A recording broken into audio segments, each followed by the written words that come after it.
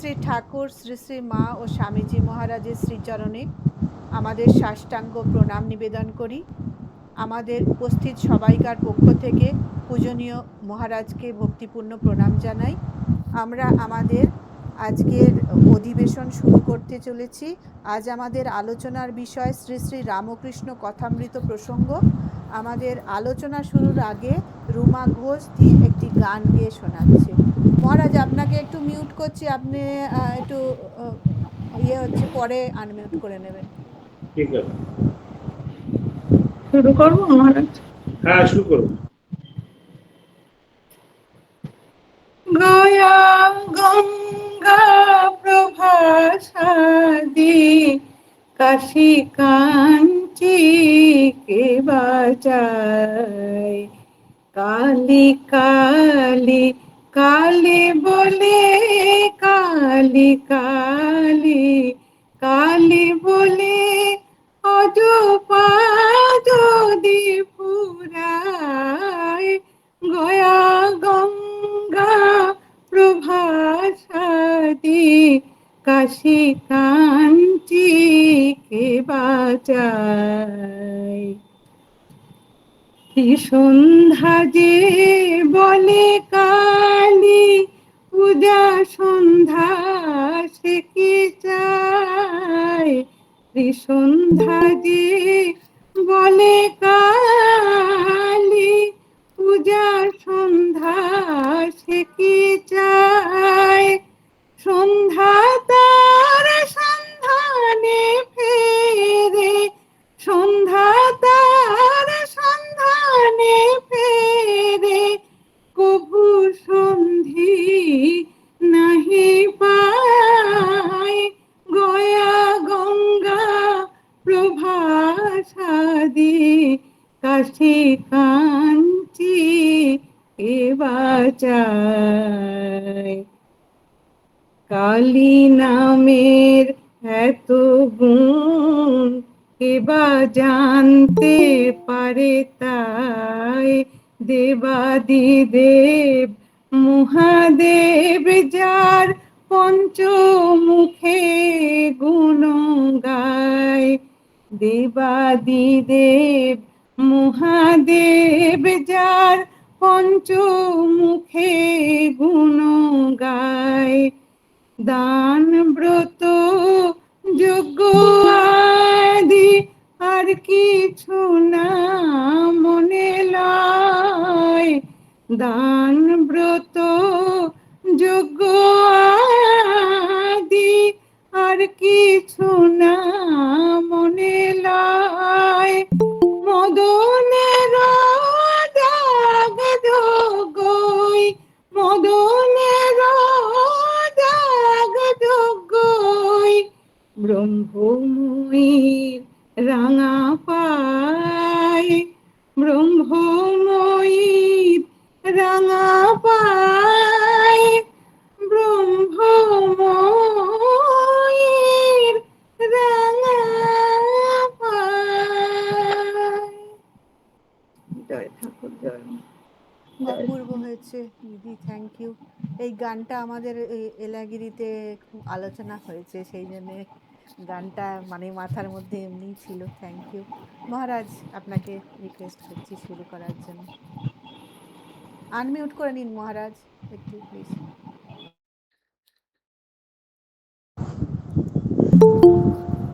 ঠিক আছে, শুরু করছি তাহলে।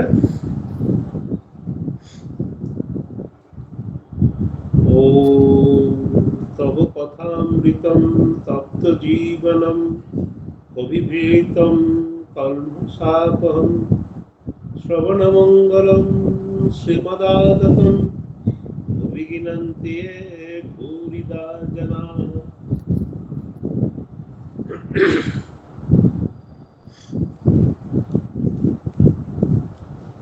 শ্রী শ্রী ঠাকুর শ্রী শ্রী মা ও স্বামীজির চরণে আমরা ভক্তি বিনম্র প্রণাম জানাই। পরম পূজ্যপাদ শ্রীমৎ স্বামী ভূতেশানন্দজি মহারাজকেও আমরা সাষ্টাঙ্গ প্রণাম জানাই। উপস্থিত সবাইকে আমার আন্তরিক শুভেচ্ছা অভিনন্দন জানিয়ে আমাদের আজকের পাঠ শুরু করছি। গতকাল আমরা এর আগের ক্লাসে আমরা পড়েছিলাম কথামৃত প্রসঙ্গের ভূমিকা। সেখানে ভূমিকাতে আমরা যেটা পড়েছিলাম যে শাস্ত্র আমাদের মায়ের মতো। জাস্ট আমি একটু রিক্যাপিচুলেট করে নিচ্ছি, যারা প্রথম ক্লাসে আসেনি তাদের বোঝার সুবিধার জন্য, যে শাস্ত্র আমাদের মায়ের মতো। মা যেমন আমাদের একই কথা বারবার বলেন। সে আগেরবার বলেছিলাম যে ছেলে যখন ছোট ছিল তখনও মা বলছেন এটা করবি সেটা করবি, ঠিক মতো খাবি, রাস্তার দিকে ঠিক মতো রেখে যাবি, এরকম একই কথা বলছেন। যেমন ছেলে যখন বয়স হয়ে গেছে তখনও একই কথা বলছেন, এবং এর জন্য মায়ের কখনো কিন্তু কোনো কষ্ট হয় না। তেমনি শাস্ত্র আমাদের ঠিক মায়ের মতো। শাস্ত্র আমাদের একই কথা বিভিন্ন ভাবে, বেদ পরিষদে যে ব্রহ্ম সত্য জগৎ মিথ্যা, ঈশ্বর লাভই মনুষ্য জীবনের উদ্দেশ্য, অহম ব্রহ্মাস্মি, এরকম যে যে কিছু কথা, সার কথা কিছু, সেই কথা বিভিন্ন ভাবে বিভিন্ন উপমায় বিভিন্ন উপনিষদে আমাদের শাস্ত্র বারবার বলছেন। কেননা আমাদের শরীর মন আমাদের এতটাই বহির্মুখী যে আমাদের একবার বললে আমরা সেটা অনুভব করতে পারি না, সেই জন্যই বিভিন্ন ভাবে বলছেন। তো কথামৃতেও সেরকম ঠাকুর একই কথা বিভিন্ন বারবার বলছেন। বারবার যখনই তার কাছে তো শনি রবিবারে একরকম ভক্ত আসে, কাজে যে উইকডেজ গুলোতে তখন এক রকমের ভক্ত আসে। তো একই কথা কিন্তু ঠাকুর বিভিন্ন ভাবে বিভিন্ন বলেছেন। ওই জন্য আমরা কথামৃতে একই কথা বারবার দেখতে পাই। তো যারা কাছে থাকে, সে আগের মধ্যে একদিন বললাম যে হৃদয়রাম বা যারা থাকে তারা বিরক্ত হয় যে এই ঠাকুর এক কথা কেন বলছে, মামা তুমি এক কথা কতবার বলবে, যা বলার একবারে বলে ফেলো না। তো বলছে তোর কি রে শালা, আমি 100 বার বলবো, 1000 বার বলবো। তো ঠাকুর বুঝতেন যে আমাদের একবার বললে আমাদের কাজ হবে না, সেই জন্য উনি একই কথা বিভিন্ন ভাবে বিভিন্ন উপমা দিয়ে কথামৃতে বারবার উনি বলছেন। তো আজকে আমরা পাঠ করব ভূমিকার। আমরা 5ম পৃষ্ঠা পড়েছিলাম, একটু পড়ুন, নেক্সট প্যারাগ্রাফ থেকে পড়ুন, আগের দিন যেখানে পড়া হয়েছিল ওই শেষ পাতার শেষ প্যারাগ্রাফটা, ভূমিকার শেষ প্যারাগ্রাফটা তো মহারাজ। হ্যাঁ, কথামৃত এই দিক দিয়ে আমাদের অব্যর্থ সহায় হবে। এর ভিতর দিয়ে আমরা সত্যকে এত সহজে জানতে পারবো যে অন্য কোনো উপায় তা সম্ভব নয়। জগতের আদিকাল থেকে আরম্ভ করে বর্তমান কাল পর্যন্ত মানুষের যত সমস্যা উপস্থিত হয়েছে তার এত সুষ্ঠু এত সহজ সমাধান আর কোথাও পাওয়া যায় কিনা সন্দেহ। ঠাকুর বলতেন, নবাবী আমলের টাকা বাদশাহী আমলে চলে না। বলতেন, আগে সাদাসিধে জ্বর হতো, সামান্য পাঁচন ইত্যাদিতে সেরে যেত। এখন যেমন ম্যালেরিয়া জ্বর তেমনি বিগুপ্ত ঔষধ। ভাব হচ্ছে এই যে প্রাচীন পদ্ধতিতে নবীন সমস্যার সমাধান হয় না। যুগ বদলে গিয়েছে, অনেক সমস্যা এসেছে যা আগে ছিল না। নবীন সমস্যার জন্য নবীন কোনো আলোকের সন্ধান চাই, যার দ্বারা সমস্যার সমাধান হতে পারে। হ্যাঁ, তো এই কথামৃতের যে বিশেষত্ব এখানেই যে আগের দিন আমরা পড়েছি যে যে কেউ কথামৃত বুঝতে পারে, পড়তে পারে, জানতে পারে, কোনো বিশেষ অধিকারীর দরকার হয় না। তো এই যে জগতের আদিকাল থেকে আরম্ভ করে বর্তমান কাল পর্যন্ত মানুষের যত সমস্যা উপস্থিত হয়েছে তার এত সুষ্ঠু এত সহজ সমাধান আর কোথাও পাওয়া যায় কিনা সন্দেহ। সত্যি এই কথামৃতের মধ্যে আমরা আমাদের দৈনন্দিন জীবনের অনেক সমস্যা, অনেক প্রশ্নের উত্তর আমরা পেয়ে যাই। আমি আমার এই মুহূর্তে আমার মনে পড়ছে না কোন মহাদের কাছে শুনেছিলাম, আমি একজন মহাদের কাছে শুনেছিলাম যে যিনি বলছেন যে কথামৃতের মধ্যে সমস্ত রকমের তোমার সমস্যার সমাধান রয়েছে। তুমি যখন দেখবে যে কোনো সমস্যা উপস্থিত হয়েছে, কাউকে তুমি কোনো সাধু সঙ্গ করতে পারছো না বা কাউকে তুমি জিজ্ঞাসা করতে পারছো না, তখন তুমি একটু চুপচাপ বসে ঠাকুরের কথা চিন্তা করবে, ঠাকুরকে প্রার্থনা করবে, করে কথামৃত বইটা হাতে নিয়ে প্রণাম করে তুমি যে বইটা তুমি খুলবে, দেখবে তুমি ঠিক সেইখানেই তোমার যে সমস্যা, তুমি যেটা জানতে চাইছো, তুমি যেটা মানে কারো কাছ থেকে এই সমাধান নিতে চাইছো, বা মানে তোমার ঠিক ওই কনটেক্সটের উত্তর তুমি পেয়ে যাবে। অত বড় কথামৃত, এখন তো আগে তো ভাগ ভাগে ছিল, এখন তো অখণ্ড কথামৃত হয়েছে, সবার কাছে অখণ্ড কথামৃত আছে। তো বলছি ওরকম তুমি যদি প্রার্থনা করে যদি তুমি এরকম করে বইটা খোলো, দেখবে ঠিক তোমার জন্য উপযুক্ত যে জায়গাটা ঠিক খুলে গেছে।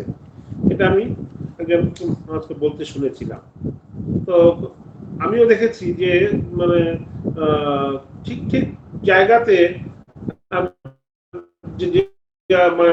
ঠাকুর যেটা শুনতে চাইছি বা মানে বুঝতে চাইছি, জানতে চাইছি, ঠিক সেই জায়গাটাতেই কিন্তু সেই পাতাতেই আমাদের আমরা খুঁজে পাই। তো এটাও একটা ঠাকুরের বিশেষ কৃপা। তো পরের চ্যাপ্টারটা হচ্ছে খুব সুন্দর, নারদীয়া ভক্তি। এই নারদীয়া ভক্তির উপরে বুদ্ধিসাধী মহারাজের একটা সুন্দর বই রয়েছে, নারদীয় ভক্তি সূত্র।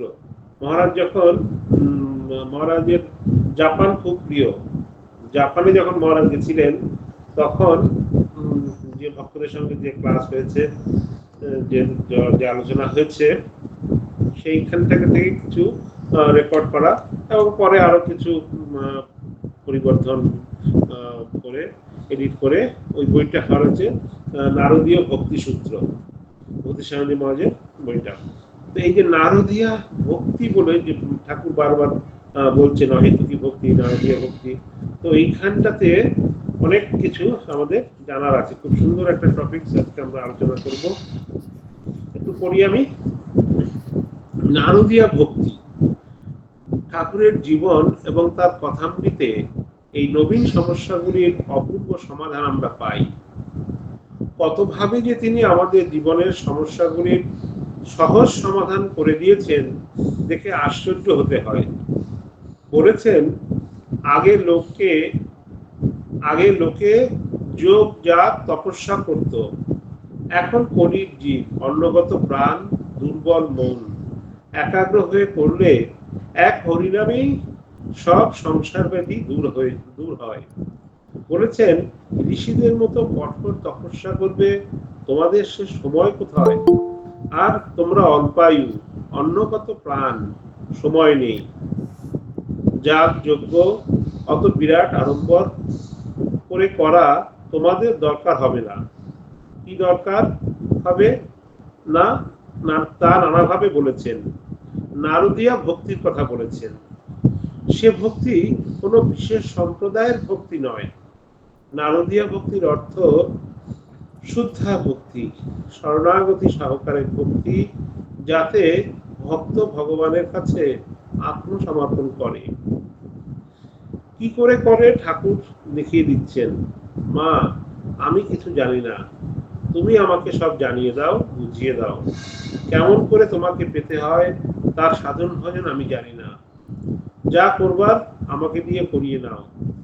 এই যে সম্পূর্ণভাবে আত্মসমর্পণ, এরই নাম নারদীয়া ভক্তি। ভাবটা হচ্ছে এই যে তার কাছে কিছু চাই না, খালি তাকে চাই। ভগবানকে সেখানে উপায় বলে গ্রহণ করা হচ্ছে না, অর্থাৎ তাকে ডাকছি, তিনি আমার রোগ ভালো করে দিন, আমার সম্পদ বাড়িয়ে দিন, আমার আত্মীয় পরিজন সকলকে সুখে রাখুন, সবাইকে দীর্ঘজীবী করুন, এই উদ্দেশ্যে নয়। এগুলি মানুষের স্বাভাবিক আকাঙ্ক্ষা। এই আকাঙ্ক্ষাগুলি পূরণের জন্য ভগবানের কাছে প্রার্থনা করতে ঠাকুর বারণ করছেন। কেন? বলছেন, রাজার কাছে গিয়ে কেউ কি লাউ কুমড়ো চায়? ভগবান এসব দিতে পারেন, এসব দেন, দিতে পারেন না তা নয়, কিন্তু তিনি আরো অনেক কিছু দেন।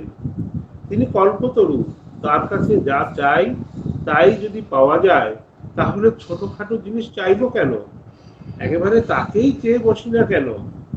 তাকেই যদি পাই তাহলে আর কিছু অপ্রাপ্ত থাকে না। ইয়ং লব্ধা চাপরম লাভম মন্নতে নাধিকম তত। যাকে পেয়ে তার চেয়ে আরো বড় কিছু লাভ আছে কেউ মনে করে না। কত সুন্দর কথা,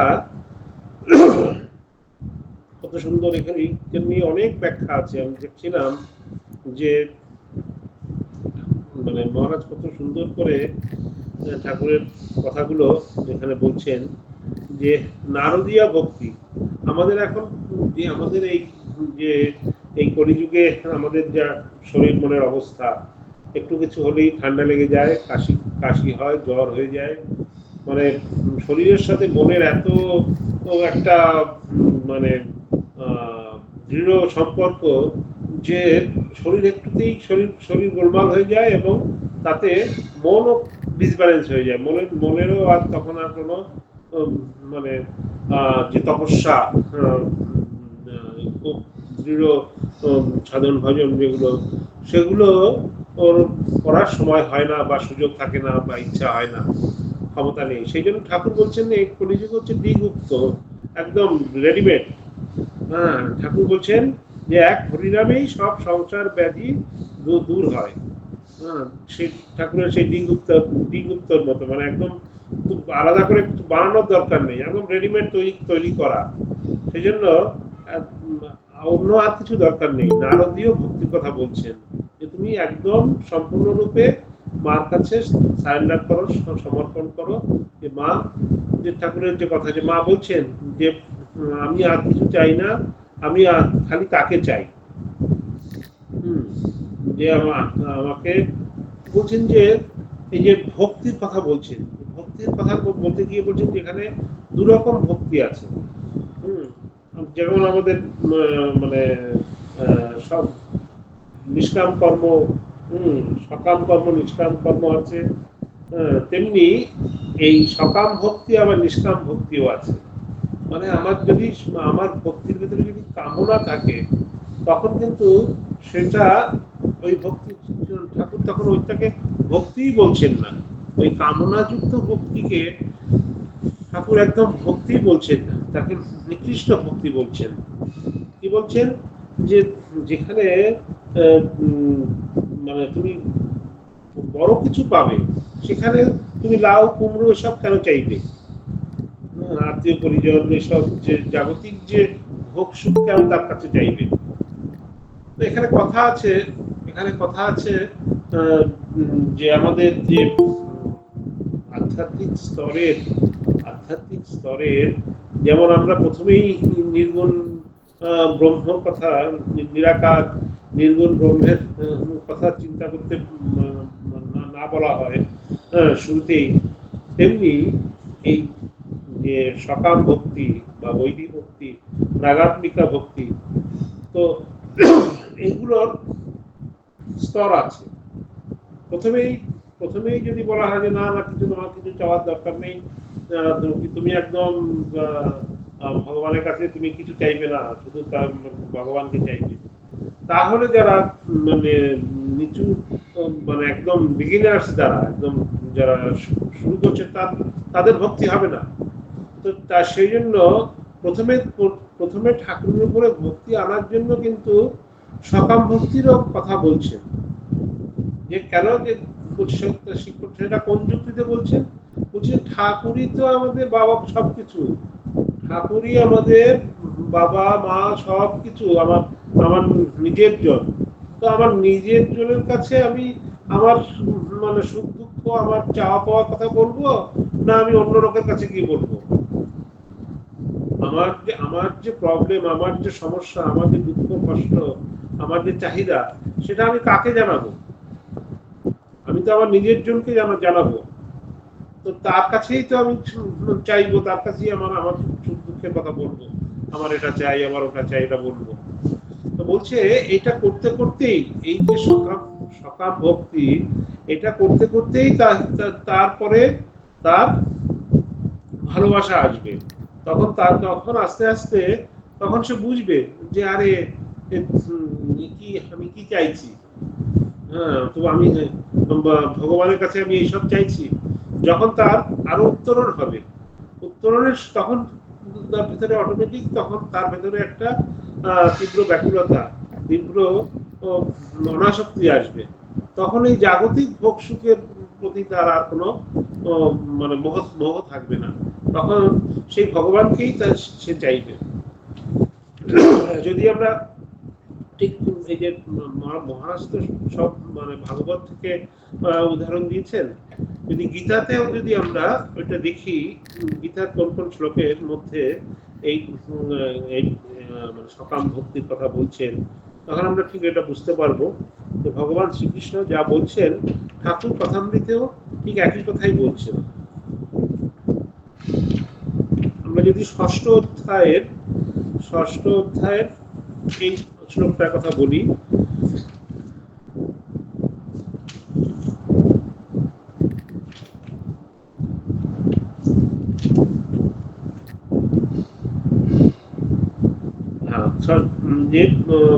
প্রথমে দ্বাদশ অধ্যায় একটা এরকম আছে, সেটা পড়ে নি, তারপরে ওটা বলবো। তেষাম অহং সমুদ্ধর্তা মৃত্যু সংসার সাগরাৎ ভবামি না চিরাৎ পার্থ ময়া বেশিত চেতসাম। তো এটা দ্বাদশ অধ্যায়ের 7 নম্বর শ্লোকের থেকে এটা বলছেন যে আমাদের সমর্পিত সেই ভক্তগণকে আমি অচিরাৎ মৃত্যুময় সংসার সাগর হইতে উদ্ধার করে থাকি। যারা আমার সমস্ত কর্ম আমাকে অর্পণ পূর্বক মতপরায়ণ হইয়া অনন্য ভক্তিযোগ সহকারে আমাকে ধ্যান করে উপাসনা করেন, আমি তাদের এই সংসার সাগর হইতে উদ্ধার করি। এটা গেল। তারপরে বলছে আবার 9:2 রাজবিদ্যার আয় বিহম পবিত্রমিদম উত্তমম প্রত্যক্ষ অবগমন ধর্মম সুসুখম কর্তব্যয়ম। সকল বিদ্যা ও সমুদয় গুহ্য বিষয়ের মধ্যে শ্রেষ্ঠ, ইহা উত্তম, পবিত্র, প্রত্যক্ষ, ফলপ্রদ, ধর্মসঙ্গত ও অতি সুখসাধ্য। ইহার ফল কখনো বিনষ্ট হয় না। তো এই যে মানে ভক্তির যে বিভিন্ন কথা সেটার মধ্যে রয়েছে, এটারই ব্যাখ্যা স্বরূপ ঠাকুর কি বলছেন, কথামৃতে বলছেন, যেমন কলিযুগে ভক্তি পথেই তাকে সহজে পাওয়া যায়। ভক্তের পক্ষে সগুণ ব্রহ্ম, অর্থাৎ তিনি সগুণ একজন ব্যক্তি হয়ে রূপ হয়ে দেখা দেন। তিনি প্রার্থনা শোনেন, তোমরা যে প্রার্থনা করো তাকেই করো। তোমরা বেদান্তবাদী নাও, জ্ঞানী নাও, তোমরা ভক্ত। সাকার রূপ মানো আর না মানো এসে যায় না। ঈশ্বর একজন ব্যক্তি বলে বোধ থাকলেই হলো। যে ব্যক্তি প্রার্থনা শোনেন, সৃষ্টি স্থিতি প্রলয় করেন, যে ব্যক্তির অনন্ত শক্তি, ভক্তিপথেই তাকে সহজে পাওয়া যায়। ভক্তিপথ তোমাদের পথ, এ খুব ভালো, এ সহজ পথ। অনন্ত ঈশ্বরকে কি জানা যায়? আর তাকে জানবারই বা কি দরকার? এই দুর্লভ মনুষ্য জন্ম পেয়ে আমার দরকার তার পাদপদ্মে যেন ভক্তি হয়। কলিযুগে ভক্তিযোগী ভালো, ভক্তি দ্বারাও তাকে পাওয়া যায়। দেহ বুদ্ধি থাকলেই বিষয় বুদ্ধি, রূপ, রস, গন্ধ, স্পর্শ, শব্দ, এই সকল বিষয় বুদ্ধি যাওয়া বড় কঠিন।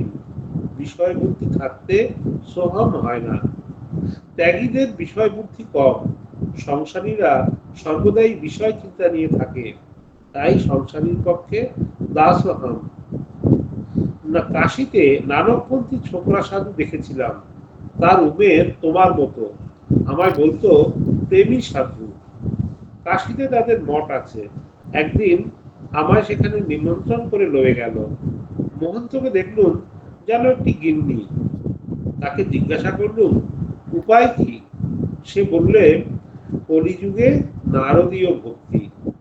পাঠ করছিল। পাঠ শেষ হলে বলতে লাগলো, জলে বিষ্ণু, স্থলে বিষ্ণু, বিষ্ণু পর্বত মস্তকে, স সর্বম বিষ্ণুময়ম জগৎ, সবশেষে বললে শান্তি শান্তি শান্তি। একদিন গীতা পাঠ করলে তা এমনই আট, বিষয় লোকের দিকে চেয়ে পড়বে না, আমার দিকে চেয়ে পড়লে। সেজবাবু ছিল, সেজবাবুর দিকে পিছন ফিরে পড়তে লাগলো। তো ভক্তি পথের চেয়ে, হ্যাঁ এই যে ভক্তি পথের কথা বলছেন,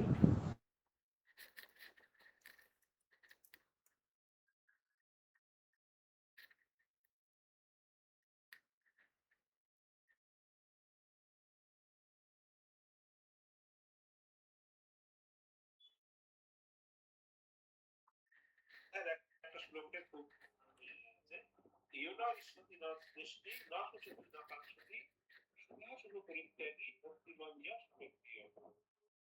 বলছে যে অবস্থাতে অন্য কোন লাভকে ইহার অধিক মনে করেন না, যাহাতে স্থির লাভ করিলে নিদারুণ দুঃখে বিচারিত হন। মানে সাধক যখন ভগবানকে লাভ করেন তখন আর এর থেকে মানে আমার আরো কিছু চাই, আরো কিছু অধিক দরকার, এটা তার বোধ হয় না। যত দুঃখ কষ্ট হোক, যত মানে বাধা বিপত্তি হোক, তখন তাকে আর কেউ মানে কষ্ট দিতে পারে না, বিচলিত করতে পারে না। এমনি দ্বাদশ অধ্যায় যেটা বলছেন যে নিয়নার ঈশ্বরী নট বেশি না সুচতি না কাঙ্ক্ষতি সদাশিব পরিত্যাগী ভক্তিমান যা সবে প্রিয়। দ্বাদশ অধ্যায় 17 নম্বর, যিনি ইষ্ট লাভে হৃষ্ট হন না, আবার অনিষ্ট হলেও দেশ করেন না, অপ্রাপ্ত বস্তুর জন্য আকাঙ্ক্ষা করেন না, আবার প্রাপ্ত বস্তু নাশ হলেও শোক করেন না, এমনকি পরলোকেও স্বর্গাদি বাসের শুভ ফল অথবা নরকাদি ভোগের অশুভ ফল যাহার বেড়াতে নাই, এরূপ ভক্তিমান সাধক আমার প্রিয়।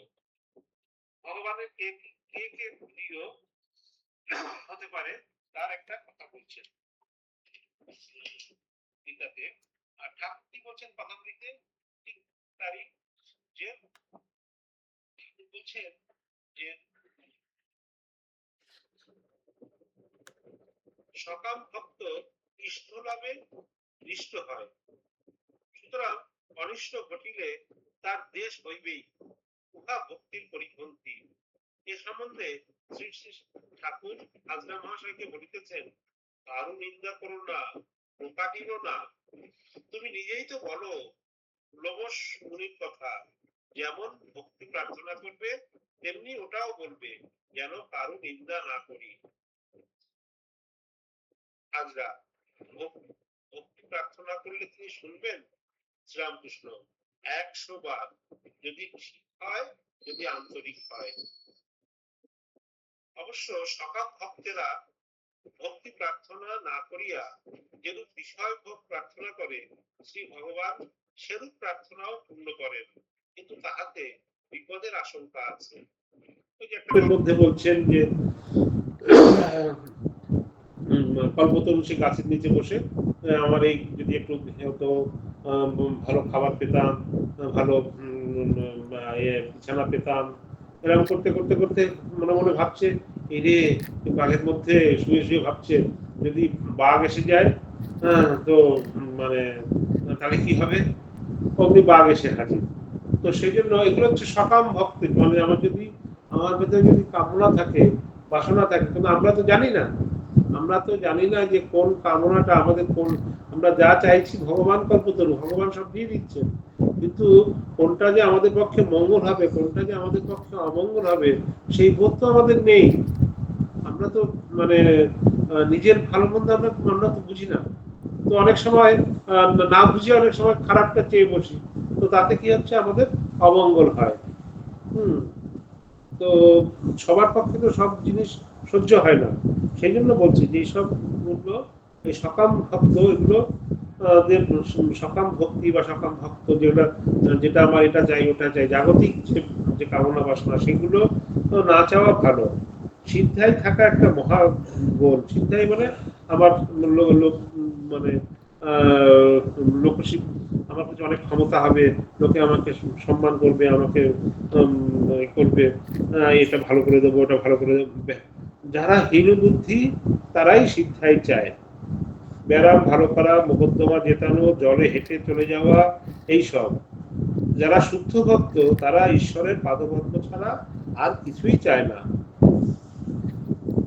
তো এই যে গল্প আছে যে 14 বছর পর কেউ নির্জনে তপস্যা করে বাড়ি ফিরেছে। বাড়ি ফিরে বলছে ছোট ভাই দাদাকে বলছে, দাদা আমার আমি অনেক তপস্যা করেছি, তপস্যা করে আমি অনেক ক্ষমতা অর্জন করেছি। তো বলছে কি কি ক্ষমতা অর্জন করেছিস, আমাকে একটু দেখাতে ভাই। তো বলছে হ্যাঁ দাদা, দাদা ভাইকে বলছে দাদা, দাদা এক জায়গায় বলছে দাদার কথা, এক জায়গায় ভাইয়ের কথা। তো দেখাতে বলছে, দেখাতে নিয়ে গেছে, নদীতে নিয়ে গেছে। নদীতে নিয়ে গিয়ে সে তার সিদ্ধাই জোরে সে নদীর উপর দিয়ে হেঁটে চলে গেছে। তো ভাইও এমনি কি করলো, তার ক পয়সা দিল, 8 পয়সা, 1 পয়সাও না, 8 পয়সা মাঝিকে দিয়ে সে নৌকো পার হয়ে এলো। তো একে বললো, ভাইকে বলছে, দাদা দেখলি দেখলি আমার ক্ষমতা দেখলি, আমি নদীর উপর দিয়ে হেঁটে এলাম। বলছে কি লাভ হলো, তোমার যে 14 বছর তুমি তপস্যা করলে এই 8 পয়সার জন্য, তুমি হেঁটে এলে, আমি 8 পয়সা দিয়ে নৌকো করে এলাম। তাহলে এটা তোমার সিদ্ধাইয়ের মূল্য হচ্ছে 8 পয়সা। তো সিদ্ধাইয়ের জন্য ঠাকুর একদমই এগুলো পছন্দ করতেন না। সকাম ভক্ত যারা যারা কোনো কিছু কামনার জন্য, কোনো কিছুর জন্য করে, তখন তার ঠাকুরের খুব রাগ হতো। সব বলছে সব কলাইয়ের ডালের খদ্দের, শুদ্ধ আধার না হলে ঈশ্বরের শুদ্ধা ভক্তি হয় না, এক লক্ষ্য হয় না, নানা দিকে মন থাকে।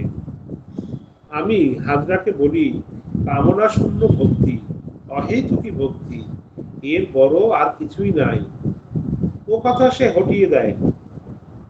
যারা কিছু চাইবে তারা এলে বড় মানুষ বেজার হয়, বিরক্ত হয়ে বলে ওই আসছে।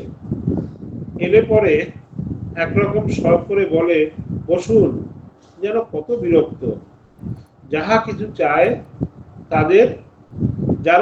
চায় তাদের এক গাড়িতে নিয়ে যায় না। মানে বড় লোকরা যারা জমিদাররা যারা, তারা এই সবসময় চাই দাও এই টাইপের লোকদের পছন্দ করে না। ও দেখলেই একটু এড়িয়ে যায়, একটু অন্য সুরে কথা বলে। আর যারা কিছু নিতে চায় না, যারা কিছু যাদের কোনো চাহিদা নেই, তাদের খুব আপ্যায়ন করে। হ্যাঁ বসুন, এই যে চা দাও, এ করো, এটা চলো, বা কোথাও যাচ্ছে চলো আমার সাথে চলো। এই যে যাদের ভিতরে কামনা বাসনা নেই, যাদের ভিতরে বাসনা নেই, যেটা আমরা সবাইকে দেখতে পাচ্ছি, জানা, যাদের ভেতরে লোভ প্রবৃত্তি বেশি, তাদের কেউ পছন্দ করে না। দেখলেই দূর থেকে একটু অ্যাভয়েড করে, এই যে আবার এসছে, আবার এটা চাই ওটা চাইবে। আর যাদের কোনো সেই চাহিদা নেই, যাদের কোনো আসক্তি নেই, তাদের সবাই পছন্দ করে। তাদের জোর করে তারা না চাইলে এই প্রসাদ দে, এই এটা দিয়ে ওটা দিয়ে, জোর করে তাদের দেবে। কারণ জানে যে তার দিলেও ভালো, না দিলেও ভালো, সে কখনো কিছু চাইবে না।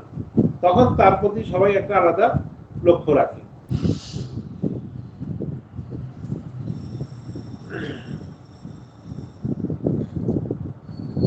কিন্তু একে মলিন ভক্তি বলে। শুদ্ধ ভক্তিতে কোনো কামনা থাকবে না, তুমি এখানে কিছু চাও না, কিন্তু আমাকে দেখতে আর আমার কথা শুনতে ভালোবাসো। তোমার দিকেও আমার মন পড়ে থাকে, কেমন আছে, কেন আসে না, এই সব ভাবি।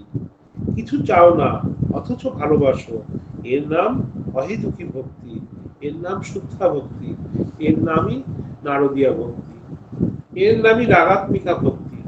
তো এই যে ভক্তির যে ভাগগুলো, এটা বিভিন্ন সময় বিভিন্ন নামে বলা হয়ে থাকে, কিন্তু একটাই হচ্ছে সকাম ভক্তি আর নিষ্কাম ভক্তি। নিষ্কাম ভক্তিরই বিভিন্ন নাম আর সকাম ভক্তির বিভিন্ন রকম। তো এটা একটা ঘটনার কথা এই মুহূর্তে মনে পড়ে গেল। দক্ষিণেশ্বরে ঠাকুর নরেন্দ্রের জন্য সবসময় কিন্তু যারা যারা নরেন্দ্রের পাড়ায় থাকে তারা এলে জিজ্ঞাসা করে, হ্যাঁ নরেনের সঙ্গে তোমার দেখা হয়? আসছে না অনেকদিন ধরে, আমার খুব মন খারাপ লাগছে, আমার মনে হচ্ছে গামছাটা যেন নিংড়লে যেরকম হয় ওরকম কষ্ট হচ্ছে, তুমি একবার এখানে ওদের তোমার সঙ্গে দেখা হলে একটু বলো না যেন আসে, আমার সঙ্গে যেন দেখা আসে, অনেকদিন আসে না, ওকে না দেখতে পেলে আমার মন শান্তি হয় না।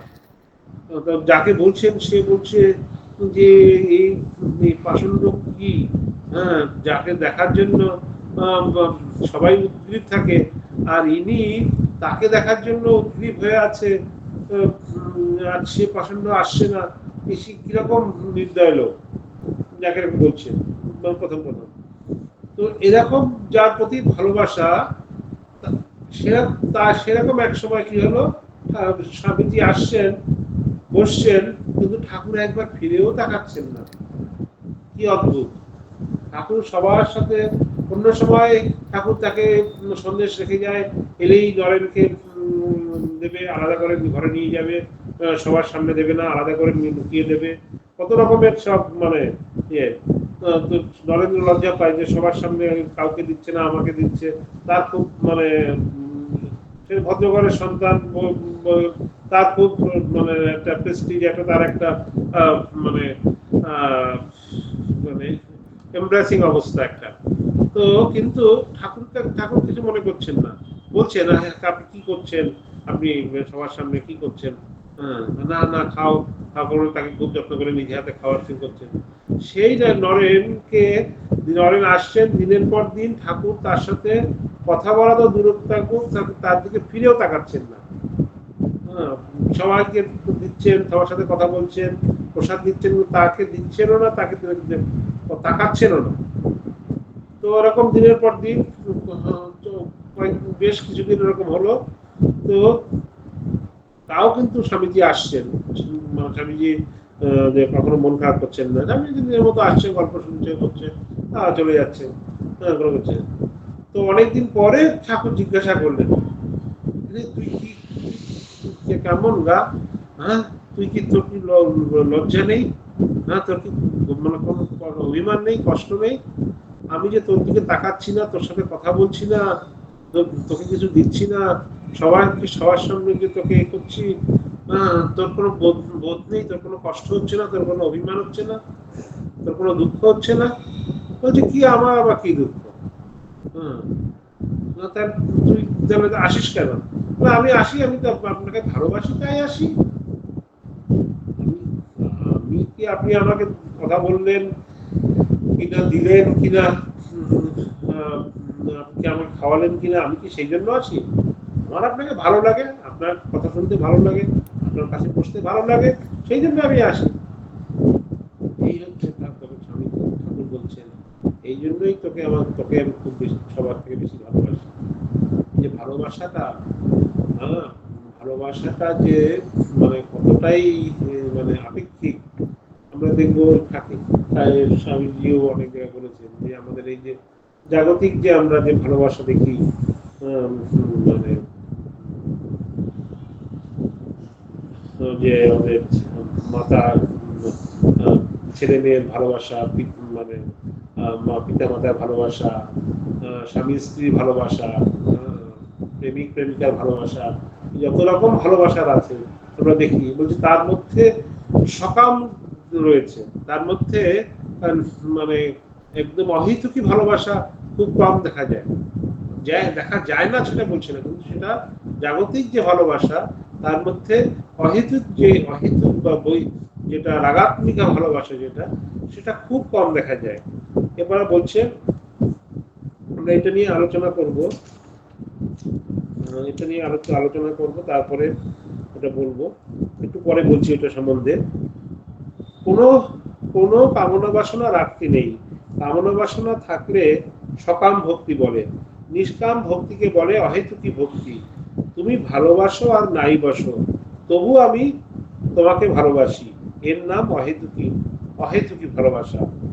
অহল্যা বলেছিল, হে রাম, যদি শুকর জনিতে জন্ম হয় তাতেও আমার আপত্তি নাই, কিন্তু যেন তোমার পাদপদ্মে শুদ্ধা ভক্তি থাকে, আমি আর কিছু চাই না।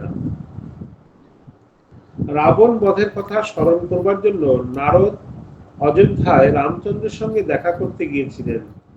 তিনি সীতারাম দর্শন করে স্তব করতে লাগলেন।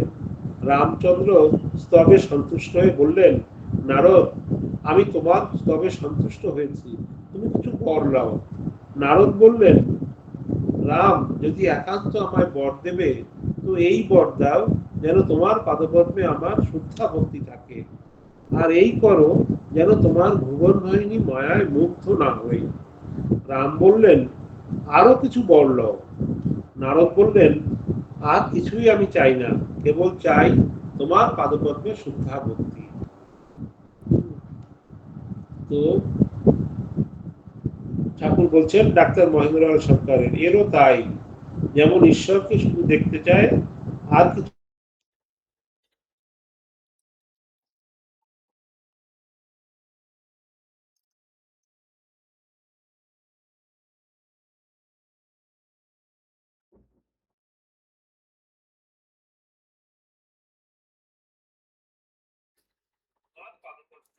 শুদ্ধা ভক্তি হয় মা। এই যে শুদ্ধা ভক্তির কথা ঠাকুর বারবার বলছেন, শ্রী ভগবানকে লাভ করিলে ভক্তের আর কোনো বিষয়ে আকাঙ্ক্ষা থাকে না। তবে শ্রী ভগবান অন্য কারণে কোনো কোনো সময় ভক্তকে ঐশ্বর্য দিয়ে থাকেন। বিভীষণ লঙ্কার রাজা হতে চায় নাই, বলেছিল, রাম, তোমাকে পেয়েছি, আবার রাজা হয়ে কি হবে? রাম বললেন, বিভীষণ, তুমি মূর্খদের জন্য রাজা হও। যারা বলছে তুমি রামের এত সেবা করলে তোমার কি ঐশ্বর্য হলো, তাদের শিক্ষার জন্য রাজা। তো আমরা যেটা যেটা মানে করছিলাম, আর একটু পাঠ করবো, তারপরে লাস্টে পাঠ শেষ হবে না। একটু পাঠ করুন পরের প্যারাগ্রাফটা। হ্যাঁ, রূপের উপাখ্যানে আছে যে ধ্রুব বিমাতার কাছে অপমানিত হয়ে অতিশয় ক্ষুব্ধ মনে মায়ের আদেশে তপস্যা করতে গেলেন। কেন না, বাপুর রাজ্য তার চেয়েও বড় রাজ্য চাই তার। ছোট ছেলের যেমন মনে হয় অভিমানে আঘাত লেগেছে, বাবার যা রাজ্য তার চেয়েও বড় রাজ্য চাই। ভগবানের কাছে একান্ত ভাবে প্রার্থনা করেছেন তিনি। শিশুর একান্ত প্রার্থনা ভগবানকে অস্থির করেছে। আবির্ভূত হয়েছেন সামনে, ধ্রুবকে বলছেন, কি বর চাও বলো। ধ্রুব বিপদে পড়ে গেলেন, বললেন, বর বর তো কিছু চাই না। সে কি ধ্রুব, তুমি মনে করে দেখো কি যেন তুমি চাইছিলে, যার জন্য তপস্যা করছো। তখন ধ্রুবর মনে পড়লো, বলছেন, হ্যাঁ, আমি স্থানাভিলাষী হয়ে একটা রাজ্য আকাঙ্ক্ষা করে বড় রাজ্য একটা চেয়ে তপস্যা আরম্ভ করেছিলাম, কিন্তু আমি যা চাইছিলাম তার চেয়ে ঢের বড় জিনিস পেয়ে গিয়েছি। কাঠ খুঁজতে খুঁজতে কাঞ্চন পেয়ে গিয়েছি, বহুমূল্য জিনিস পেয়েছি। স্বামীন কৃতার্থস্মি বরং না ইয়াতে, হরিভক্তি শুদ্ধোদয় 7-28। হে প্রভু, আমি কৃতার্থ হয়ে গিয়েছি, আর বর চাই না। এরই নাম অহৈতুকী ভক্তি, নিঃস্বার্থ ভক্তি, নারদীয়া ভক্তি। এ নারদীয়া ভক্তি বৈষ্ণবের হবে, শাক্তেরও হবে, হিন্দুদের শুধু নয়, অন্য অন্য ধর্মাবলম্বীরও হবে। এ না হলে আধ্যাত্মিক রাজ্যে প্রবেশের অধিকার হয় না। এই সহজ কথাটি কথামৃতে আমরা বারবার করে পাবো। তো দেখুন, এই জন্য বলছি যে প্রথমেই আমার পড়া চলছে, ফোন করো না। তোমার আর কতক্ষণ? হ্যাঁ, এই যে যে ধ্রুব যে উপাখ্যানটা বলছেন, যে ধ্রুব বড় রাজ্যের জন্য তপস্যা করেছিল। তো তার তপস্যাটা কিন্তু প্রথমে সকাম তপস্যা ছিল, কোনো কিছু কামনা করে তার তপস্যা করেছিল। কিন্তু পরে যখন সে পেয়ে গেল, ওই যে বলছে যে কাজ খুঁজতে খুঁজতে কাঞ্চন পেয়ে গেছি, বহুমূল্য জিনিস পেয়েছি, আর কি দরকার, আর আমি স্বামীন কৃতার্থমস্মি বরং না যাচ্ছে, আমি কৃতার্থ হয়ে গেছি, আমি আমার আমার আর কোনো বর দরকার নেই, আর আমি বর চাই না। এরই নাম অহেতুকী ভক্তি, নিঃস্বার্থ ভক্তি, নারদীয় ভক্তি। তো ওই জন্য বলছি মানে যারা একদম বিগিনার্স, যারা তাদের জন্য সকাম ভক্তি ঠিক আছে, ঠাকুর আমাকে এটা করে দাও, ঠাকুর আমাকে ওটা করে দাও, ঠাকুর আমাকে ওটা করে দাও, ঠিক আছে। কিন্তু শুধু ওইটাতে ওই সকাম ভক্তি নিয়ে পড়ে থাকলেই, জাগতিক ভোগ সুখ নিয়ে পড়ে থাকলেই কিন্তু হবে না, তাহলে আমরা আর এগোতে পারবো না, তাহলে আমরা আমাদের আর কোনো মানে আধ্যাত্মিক কোনো উন্নতি হবে না।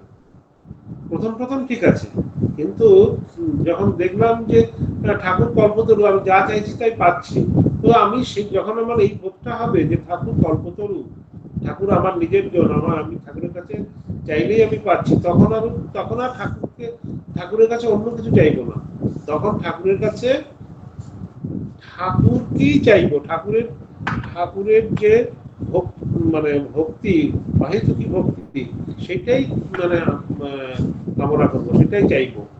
তো এখানে বৈদিক ভক্তি ও রাগাত্মিকা ভক্তির একটা কথা আছে, সেটাতে খুব সুন্দর করে গীতাতে দুটো শ্লোক এখানে আমরা পেলাম, একটা হচ্ছে দ্বাদশ অধ্যায় আর একটা হচ্ছে অষ্টাদশ অধ্যায়। দ্বাদশ অধ্যায় বলছে ময়ৈব মনোয়াদচ্ছ ময়ি বুদ্ধিম নিবেশয় নিবশিষ্যসি ময়ৈব অত ঊর্ধ্বং ন সংশয়, মানে আমাতেই মন রাখো, আমাতেই বুদ্ধি নিবিষ্ট করো, তাহা হইলে আমাতেই স্থিতি করিবে, ইহা অপেক্ষা শ্রেষ্ঠ কিছু আছে বলিয়া সন্দেহ করিও না। আবার বলছে মন্মনা ভগবৎ ভক্ত মজ্জাদিবাম নমস্কুরু মামে বিশ্বাসী সত্যন্তে প্রতি জানে প্রিয় সীমে।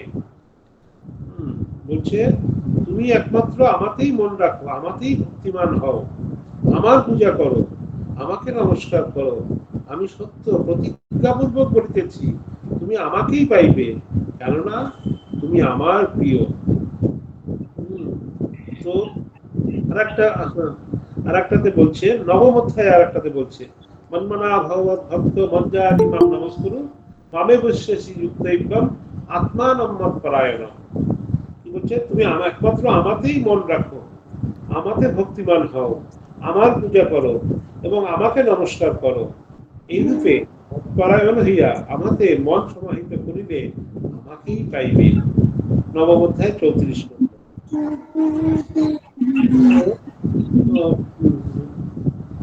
মানে যে ভগবানের এই যে কথাগুলো, যে আমাকেই তুমি যদি একমাত্র চাও, তাহলে তোমার আর কিছু মানে পাওয়ার কিছু বাকি থাকবে না। তো এই যে বৈদিক ভক্তি আর আগাত্মিকা ভক্তি, বৈদিক ভক্তি কোনটা বলছে, পত্রম পুষ্পম ফলম তয়ম ইয়মে ভক্তা প্রয়চ্ছতি তদাহম ভক্তা অপরিতম অস্নামি প্রয়ত্নন। তুমি যাই দেবে, পত্র পুষ্প ফলম ফল ফুল দিয়ে আমাকে তুমি যে যা দেবে সবই আমি গ্রহণ করব। সেই বিশুদ্ধ চিত্ত ব্যক্তির ভক্তি প্রদত্ত উপহার আমি গ্রহণ করিয়া থাকি, যিনি আমাকে পত্র পুষ্প ফল জল যা কিছু ভক্তিপূর্বক অর্পণ করেন। কিন্তু এই যে বৈদিক ভক্তি আমাকে এত দিতে হবে, এত পূজা ষোড়শোপচার পুজো করতে হবে, এতবার চণ্ডী পাঠ করতে হবে, এত উপায় করতে হবে, এগুলো প্রথম প্রথম দরকার। বৈদিক ভক্তি সাধনার মধ্যে শ্রী শ্রী ঠাকুর নাম সাধনার বিষয়ে বিশেষ করিয়া বলিয়াছেন। এমনকি রাগাত্মিকা ভক্তির সিদ্ধ অবস্থাতেও ভক্ত নাম গুণ কীর্তন লইয়াই থাকেন, ইহাও স্পষ্টভাবে বলিয়াছেন। বৈদিক ভক্তি সাধিতে সাধিতে তাহা ক্রমে রাগ ভক্তিতে পরিণত হয়। এই যে মানে প্রথমেই রাগ ভক্তি, যে অহেতুকী ভক্তি, এটা অনেকের আসে না, সেই জন্য বৈদিক ভক্তি দিয়ে শুরু করতে হয়।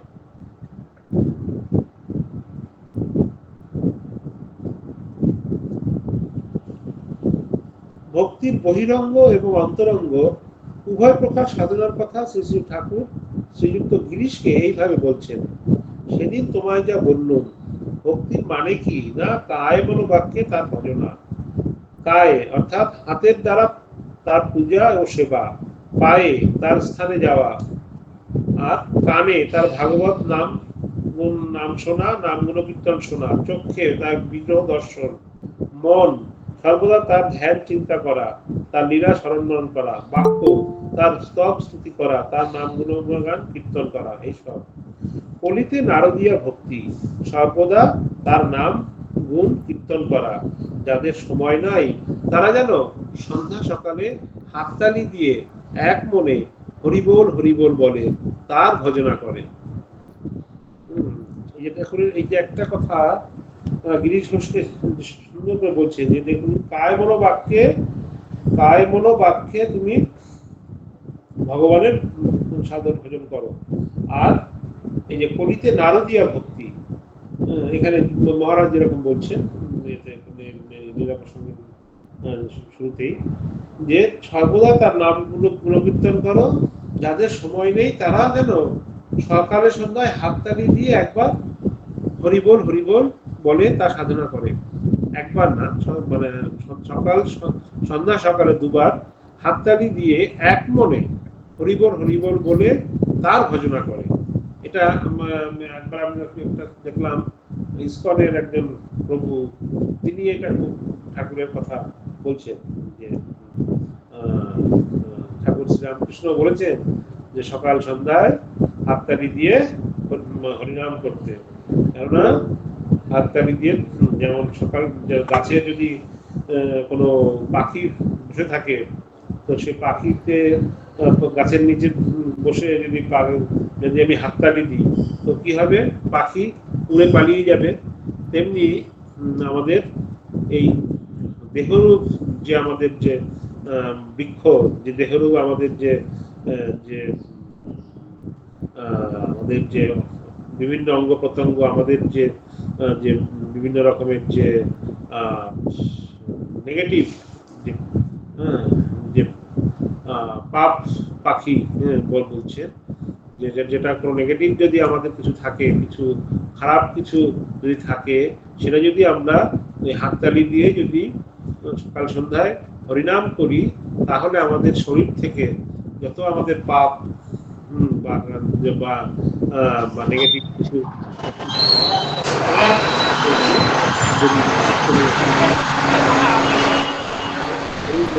আরো সুস্থ হবে, আরো মানে শরীর মনের যে মলিনতা সেটা নাশ হবে, এটা মানে ওনারা বলেন। তো এই যে সকাল সন্ধ্যা হাততালি দিয়ে, এবং হাততালিতে আমরা যারা সায়েন্টিফিকেতে আছে সেটাও কিন্তু আছে আমাদের এই যে হাতের ভেতরে অনেক রকমের যারা এই আকুপ্রেশার বা এসবগুলো করেন যারা, তারা জানে এখানে আমাদের অনেকগুলো পয়েন্ট রয়েছে, এখানে বিভিন্ন রকমের পয়েন্ট রয়েছে। যারা এক্সপার্ট তারাও জানে কোথায় কিডনি, কোথায় মানে লিভার, কোথায় সমস্ত কিছু রয়েছে হাতের এখানে। তো যদি এরকম হাত হয় তাহলে এরকম করে আমাদের নার্ভগুলো আমাদের যে নার্ভগুলো খুব সচল হয় এবং আমাদের শরীর ও অঙ্গ প্রত্যঙ্গ ভালো থাকে। তো এগুলো মানে অনেক রকমের সায়েন্টিফিক গুণও রয়েছে। আধ্যাত্মিক গুণ যেমন আছে, সায়েন্টিফিক গুণও আছে। সেটা সকাল সন্ধ্যায় হাততালি দিয়ে হরিনাম করা, কৃষ্ণ নাম করা বা ঠাকুরের নাম করা, ঠাকুরের আমাদের রামকৃষ্ণ স্মরণাম বা যত কিছু আছে করা কিন্তু আমাদের ভক্তদের পক্ষে খুবই মানে উপকার হবে, তারা খুবই উপকৃত হবে। তো আর একটু আমরা দেখব নামের মাহাত্ম্য সম্বন্ধে। ঠাকুর বলছেন, সংসারী লোকদের যদি বলো যে সব ত্যাগ করে ঈশ্বরের পাদপদ্মে মগ্ন হও, তো তারা কখনো শুনবে না। তাই বিষয়ী লোকদের টানবার জন্য গৌর নিতাই দুই ভাই মিলে পরামর্শ করে এই ব্যবস্থা করেছিলেন, মাগুর মাছের ঝোল, যুবতী মেয়ের কোল, বলো হরিবোল।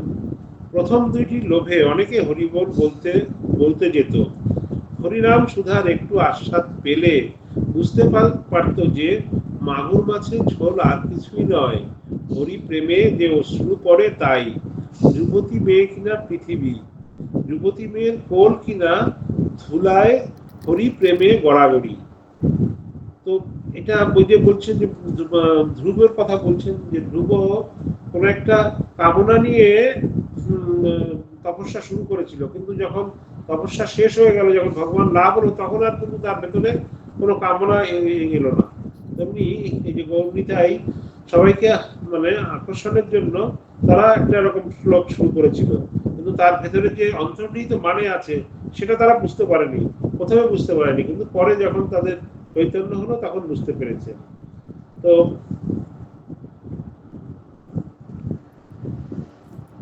এইবার বলছেন ঠাকুর এইবার প্রার্থনা করিতেছেন, আমি ভজনহীন, সাধনহীন, জ্ঞানহীন, ভক্তিহীন, আমি ক্রিয়াহীন, দেহ সুখ চাইনে রাম, লোকমান্য চাইনে রাম, অষ্টসিদ্ধি চাইনে রাম, শতসিদ্ধি চাইনে রাম, কেবল এই করো যেন তোমার শ্রী পাদপদ্মে শুদ্ধা ভক্তি হয় রাম, আর যেন তোমার ভুবন মোহিনী মায়ায় মুগ্ধ হই না রাম।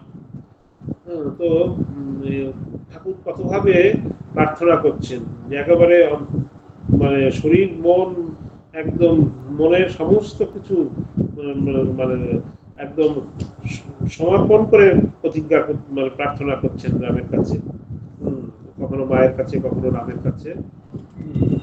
নামেতে একবার শুদ্ধ হলো, কিন্তু তারপরেই হয়তো নানা পাপে লিপ্ত হয়ে গেল, মনে মনে বল নাই, প্রতিজ্ঞা করে না যে আর পাপ করব না, তাই নাম করো, সঙ্গে সঙ্গে প্রার্থনা করো যাতে ঈশ্বরেতে অনুরাগ হয়।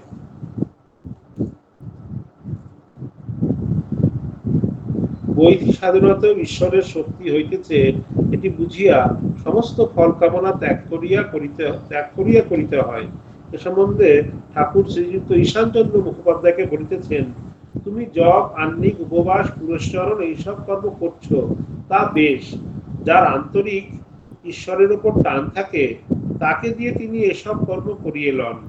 ফল কামনা না করে এইসব কর্ম করে যেতে পারলে নিশ্চিত তাকে লাভ হয়।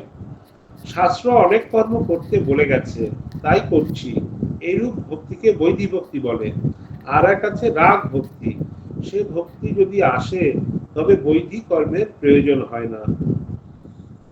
আমাদের উদ্দেশ্য হচ্ছে রাগ ভক্তি, রাগাত্মিকা ভক্তি, অহেতুকী ভক্তি, আমার আর কিচ্ছু চাই না, আমার কিচ্ছু চাই না, আর শুধুমাত্র তো ঠাকুর তোমাকেই চাই। রাগ যদি বৈধি সাধনা ঠিকভাবে করা না হয়, তাহার ফলে রাগ ভক্তির উদয় না হয়, তবে বৈধি সাধনাতে নিষ্ঠা বজায় রাখা যায় না।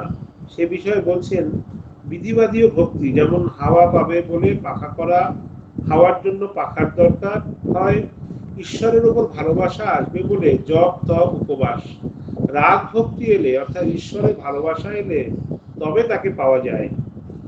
বৈধি ভক্তি হতেও যেমন যেতেও তেমন। এত জপ, এত ধ্যান, এত যাগযজ্ঞ, এই উপচারে পূজা করবে, পুজোর সময় এই মন্ত্র পাঠ করবে, এই সকলের নাম বৈধি ভক্তি। হতেও যেমন যেতেও তেমন। কত লোক বলে, আর ভাই কত হবিষ্য করলুম, কত বাড়িতে পুজো করলুম, কত কিছু করলুম, কি হলো? রাগ ভক্তির কিন্তু পতন নাই। তাদের রাগ ভক্তি হয় যাদের পূর্বজন্মে অনেক কাজ করা আছে, যারা নিত্য সিদ্ধ। যাদের রাগ ভক্তি তারা এমন কথা বলে না, ভাই কত হবিষ্য করলুম, কিন্তু কি হলো? যারা নতুন চাষ করে তাদের যদি ফসল না হয় তো জমি ছেড়ে দেয়। খানদানি চাষা ফসল হোক আর না হোক চাষ করবেই। তাদের বাপ পিতামহ চাষাগিরি করে এসেছে, তারা জানে যে চাষ করেই খেতে হবে। যাদের রাগ ভক্তি তাদেরই আন্তরিক।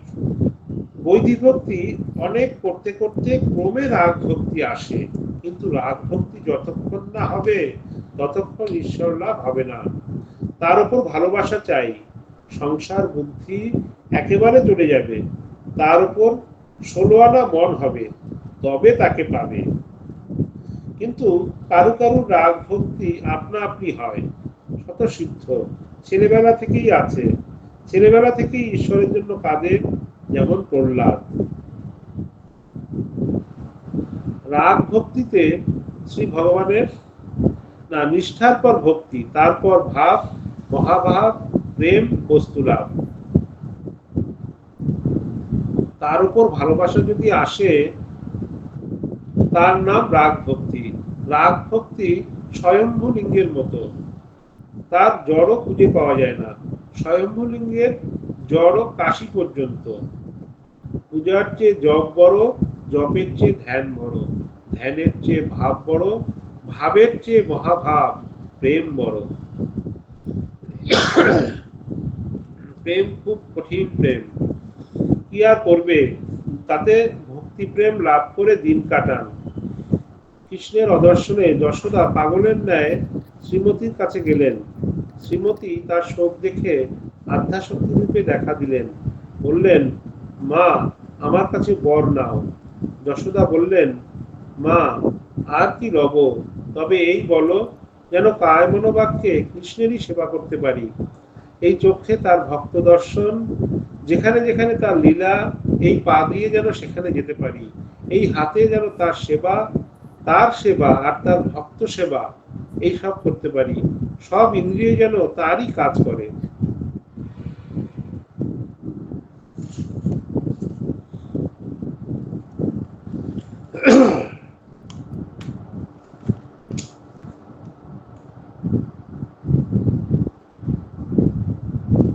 প্রথম অবস্থায় অনেক ঘুরতে হয়, অনেক কষ্ট করতে হয়। রাগ ভক্তি এলে খুব সোজা। যেমন মাঠের ওপর ধান কাটার পর এদিক যেদিক দিয়ে যাও, আগে আলের ওপর দিয়ে ঘুরে ঘুরে যেতে হতো, এখন যেদিক দিয়ে যাও। যদি কিছু কিছু খড় থাকে, জুতো পায়ে দিয়ে চলে গেলে আর কোনো কষ্ট নাই। বিবেক, বৈরাগ্য, গুরুবাক্যে বিশ্বাস এসব থাকলে আর কোনো কষ্ট নাই।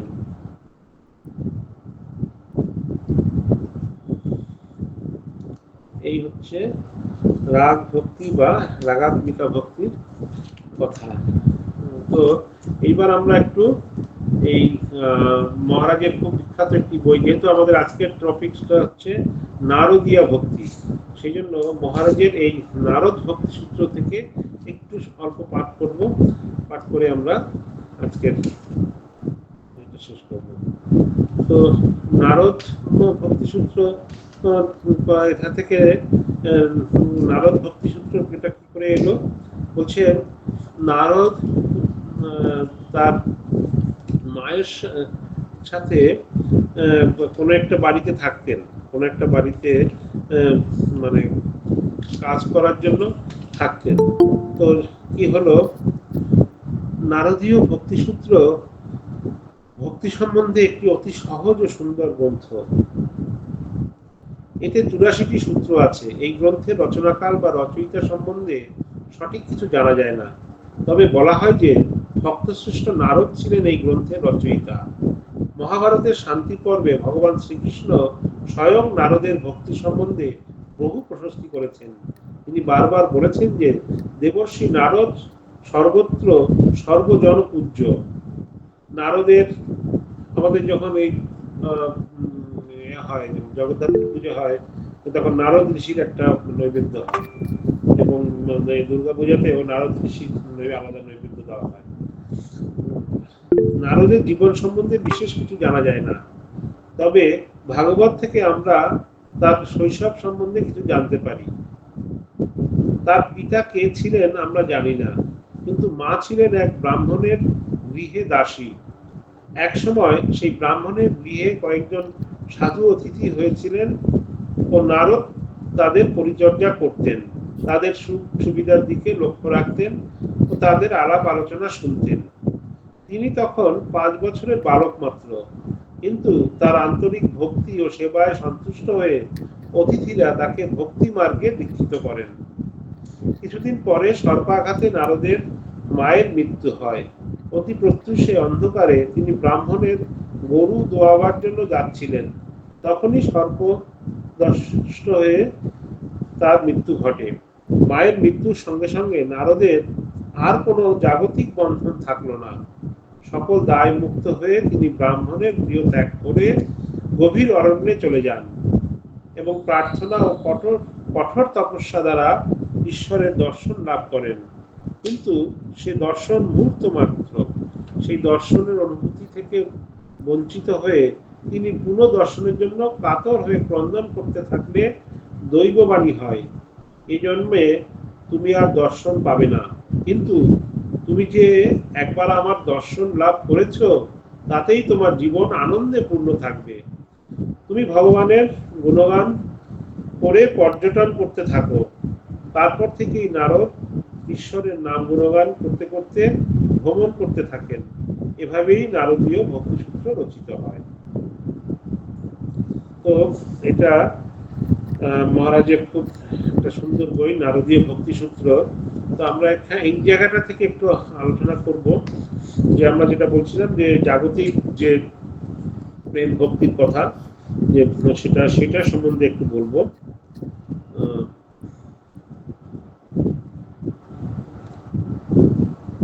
পার্থিব ভালোবাসায় আজ যে আমার প্রীতির পাত্র কোনো কারণে, এখানে বলছেন যে বলে নিচ্ছি, এটা এটা বলতে গিয়ে বলছেন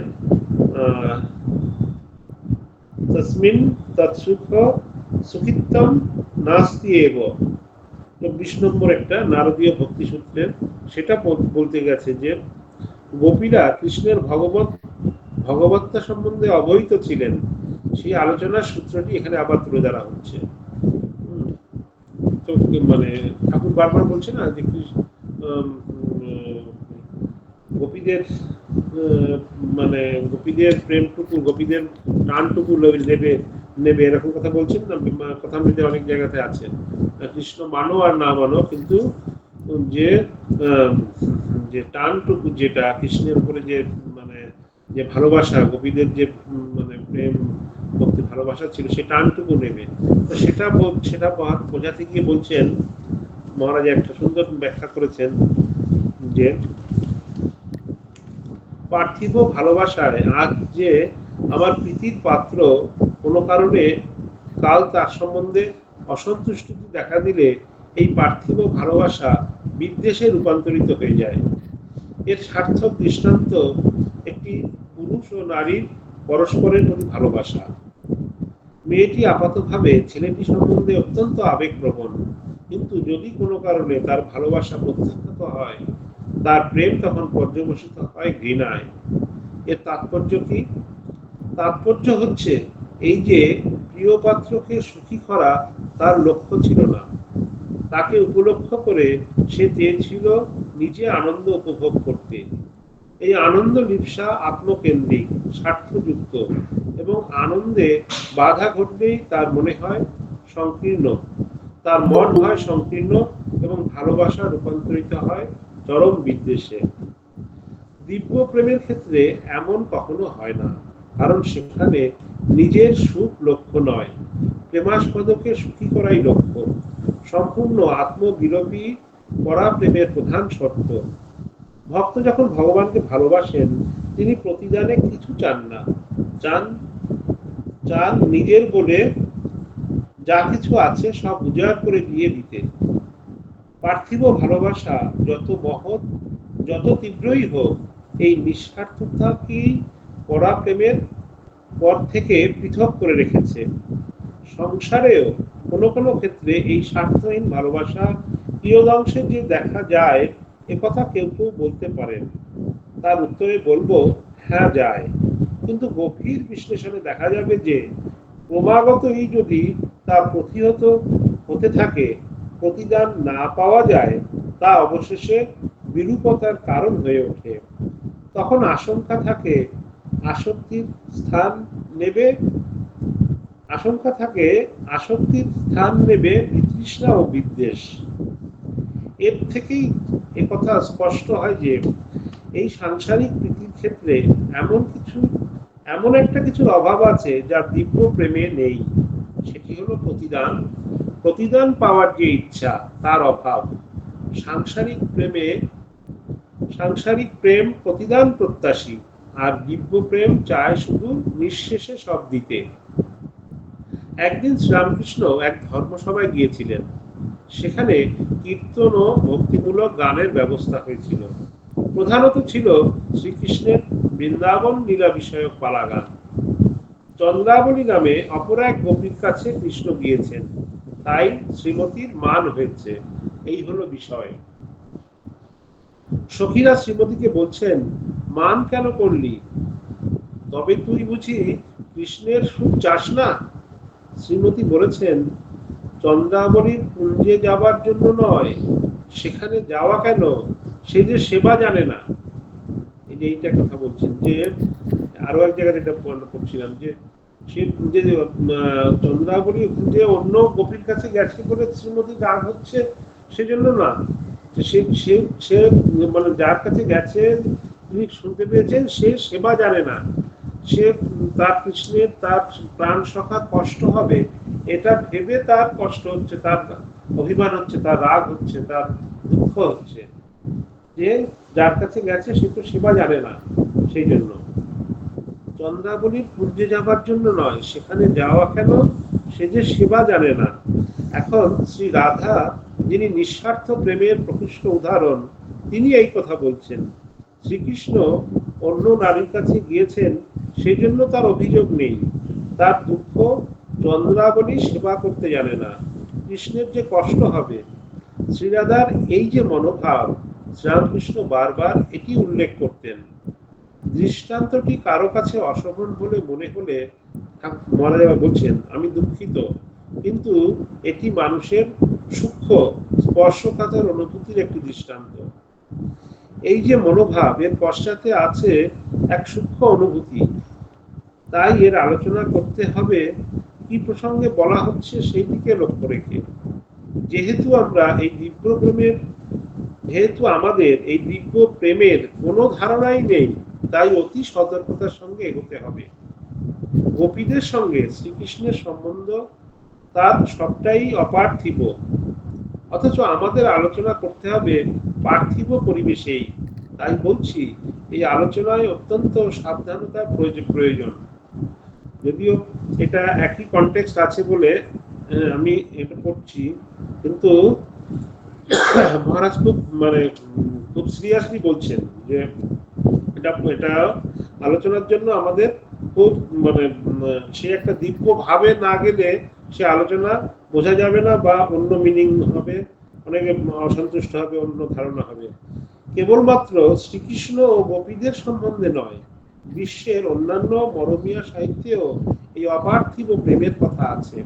বিশেষত খ্রিস্টীয় সাহিত্যে এই ধরনের অনুভবের অনেক বর্ণনা দেখা যায়। আমাদের প্রচলিত ভাষায় এই অনুভবের বর্ণনা করতে গিয়ে যাতে আমাদের ভাবের কলুষতা না হয়, তাই আমাদের শব্দ চয়ন যেমন সতর্কভাবে করতে হবে, তেমনি শব্দের ব্যঞ্জনার দিকেও লক্ষ্য রাখা দরকার। যেসব দৃষ্টান্ত দেওয়া হচ্ছে, যে সূক্ষ্মাতি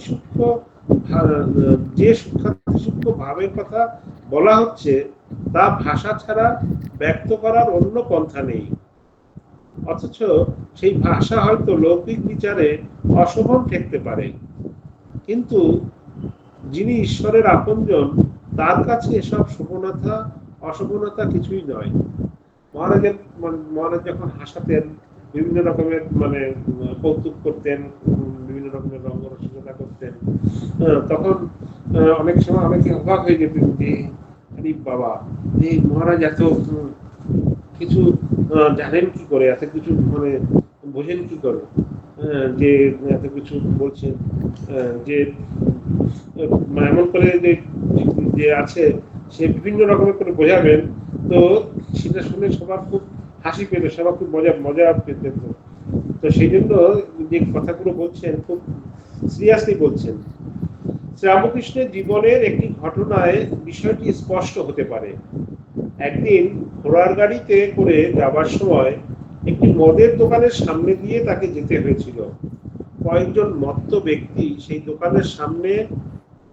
দোকানের আশেপাশে নানা অঙ্গভঙ্গি করছিল। তিনি কিন্তু সেই দৃশ্য দেখে সমাধিস্থ হয়ে পড়লেন।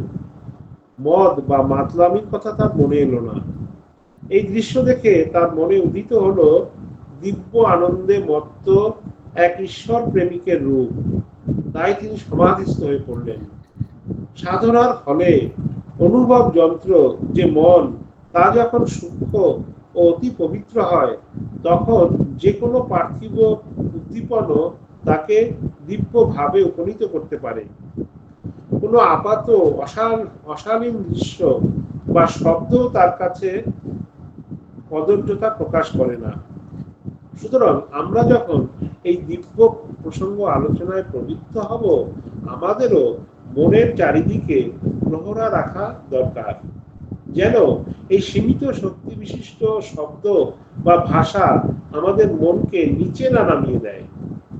এই বিষয়ে আমি এত জোর দিচ্ছি কারণ মনে রাখতে হবে, আমরা সাংসারিক প্রেমের কথা বলছি না, আমাদের প্রসঙ্গ ঈশ্বর কেন্দ্রিক। This is the point. সাধারণ লোক মানে মানে বুঝবে না। সাধারণ লোক, এই যে আমাদের ম্যাক্সিমাম লোককে আমি জানি, যখনই কোনো এই ভাগবত বা গীতা কথা বলা হবে, যখন কোনো কৃষ্ণের কোনো কথা হবে, তো তারা শুধু ওই মানে ছোটবেলা থেকে ওইসব শুনে এসছে, রাধা কৃষ্ণের এসব প্রেম লীলা, ওইসব। আরো যে কৃষ্ণের যে আরো জীবন বৃত্তান্ত আছে, কৃষ্ণের যে আরো গভীর গভীর তত্ত্ব রয়েছে, জ্ঞানের কথা রয়েছে, সেটা তাদের মনে ঢোকে না। সেই জন্য মহারাজ বলছেন, আমি এই বিষয়ে এত জোর দিচ্ছি কারণ মনে রাখতে হবে, আমরা সাংসারিক প্রেমের কথা বলছি না, আমাদের প্রসঙ্গ ঈশ্বর কেন্দ্রিক। শ্রীরামকৃষ্ণের শ্রীরামকৃষ্ণ সাধারণী, সমঞ্জসা, সমর্থা ইত্যাদি বিভিন্ন প্রকারের প্রেমের উল্লেখ করেছেন। সাধারণী প্রেম নিজের সুখ চায়, তুমি সুখী হও আর না হও, যেমন চন্দ্রাবলীর ভাব। আবার সমঞ্জসা, আমারও সুখ হোক তোমারও হোক, এ খুব ভালো অবস্থা। সকলের উচ্চ অবস্থা সমর্থা, যেমন শ্রীমতী। কৃষ্ণ সুখে সুখী, তুমি সুখে থাকো, আমার যাই হোক। গোপীদের এই ভাব বড় উচ্চ ভাব। শ্রীরামকৃষ্ণ কথামৃত 800 খ্রিস্টা 818। রাধার ছিল প্রেমের এই সর্বোচ্চ স্তরের অবস্থা, কৃষ্ণ সুখেই তার সুখ। দিব্য প্রেমে স্বার্থ প্রণোদিত কোনো উদ্দেশ্য থাকে না। আর তার বিপরীতে লৌকিক প্রেমে প্রিয়জনকে সুখী করে সুখ লাভ করার যে মনোভাব, তা থাকে সম্পূর্ণ অনুপস্থিত। প্রথম ক্ষেত্রে নিজের কোনো চাহিদাই থাকে না, একমাত্র উদ্দেশ্য আমাদের ভালোবাসার পাত্রকে সুখী করা, তাকে আনন্দ দেওয়া। শুদ্ধ প্রেমের এই হলো লক্ষণ। গোপী প্রেমের দৃষ্টান্তের মাধ্যমে শ্রীরামকৃষ্ণ এই কথাই বলতে চেয়েছেন। এই পরা প্রেমে দুটি বোধ কাজ করে, মমত্ববোধ এবং আমিত্ববোধ। আমি তাকে ভালোবাসি এবং তিনি আমার। ভক্ত যেন ভগবানের সঙ্গে এক অবিচ্ছিন্ন বন্ধনে মুক্ত থাকেন, তার স্বতন্ত্র সত্তা থাকে না। এই আমিকে ঠাকুর বলছেন পাকা আমি, ভক্তের আমি। আর মমত্বের অর্থ ভগবান আমার। প্রথমটি অহম, কিন্তু দিব্য অহম। যদি আমি তার সেবা না করি, তবে সে তার সুখ হবে না। যদি আমি তার সেবা না করি, তবে যে তার সুখ হবে না। তার এই চিন্তাধারাই আমাদের পরিচিত অহংকারী ব্যক্তি থেকে তাকে পৃথক করেছে। আর ঈশ্বর আমার, এই বোধের ফলে ভক্তের সমস্ত ভালোবাসা তার প্রতি ধাবিত হয়েছে। জগতে দেখা যায়, আমরা যাকে নিজেদের প্রিয় বলে মনে করি, তার প্রতি আমাদের সর্বক্ষণই অখণ্ড মনোযোগ থাকে। এখানেই শ্রীরামকৃষ্ণ আরেকটি কথা বলেছেন যে, যদি প্রিয়জনের দেবত্ব বা ঐশ্বর্য সর্বদা আমাদের মনে জাগরণ থাকে, তবে কিন্তু বাৎসল্য বা মধুর রসে তাকে ভজনা করা সম্ভব হয় না, তার সেবা করা সম্ভব হয় না। বাৎসল্য বা মধুর প্রতির মধ্যে যে কোমল স্নেহের ভাব আর বিকাশ হতে পারে না, যদি মনের মধ্যে সেই ব্যক্তি সম্বন্ধে সর্বদা ঐশ্বরিক মহিমা সজাগ থাকে।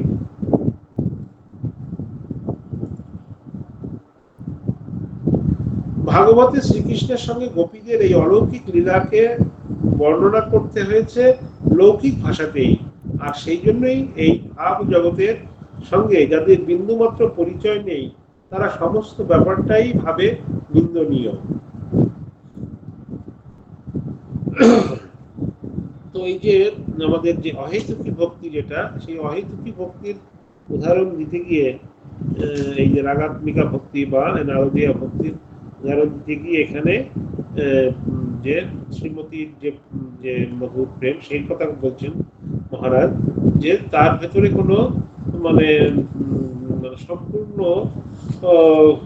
মানে নিঃস্বার্থ ভালোবাসা, নিঃস্বার্থ ভালোবাসা, কোনো মানে কামনা গন্ধহীন, কোনো স্বার্থ বোধহীন যে ভালোবাসা, সেই ভালোবাসার কথা, সেই ভক্তির কথা বলছেন।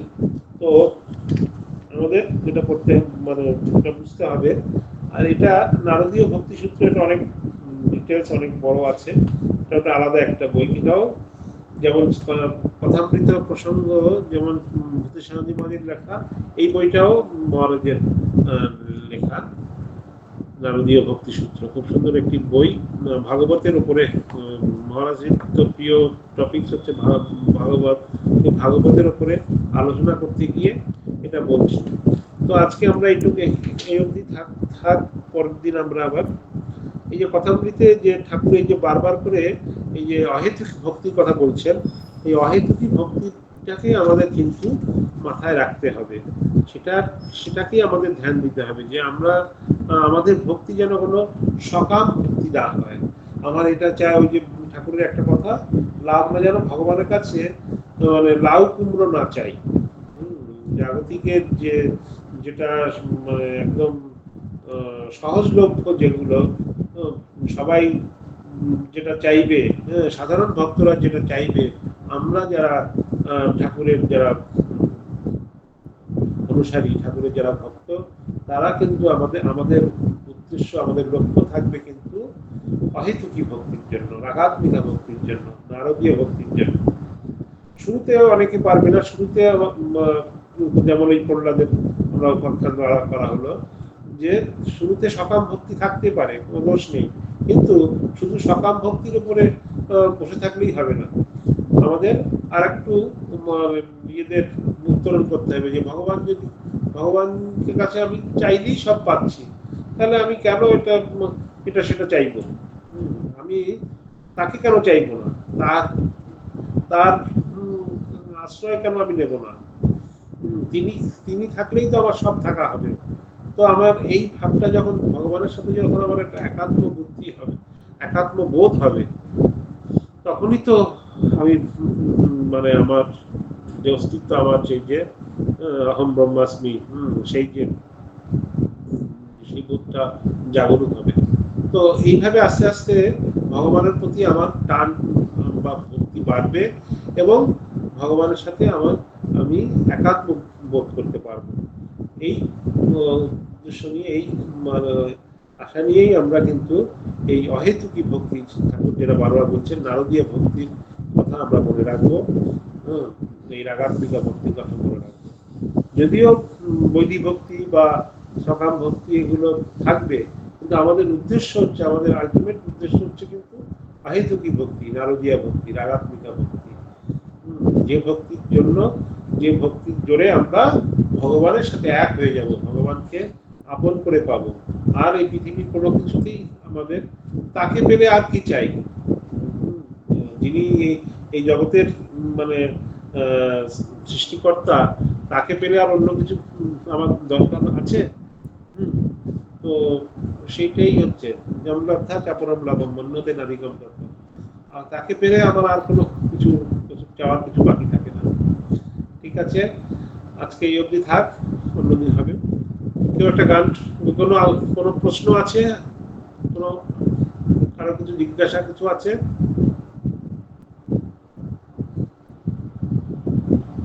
বা যদি কোনো প্রশ্ন থাকে, ভালো, না হলে একটা গান করুন। আজকে আমার গলা ভালো নেই। সোমা গান করবে।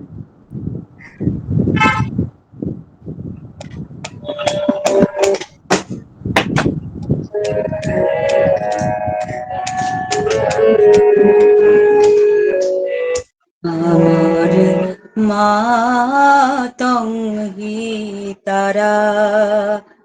আমার মা তং হি তারা।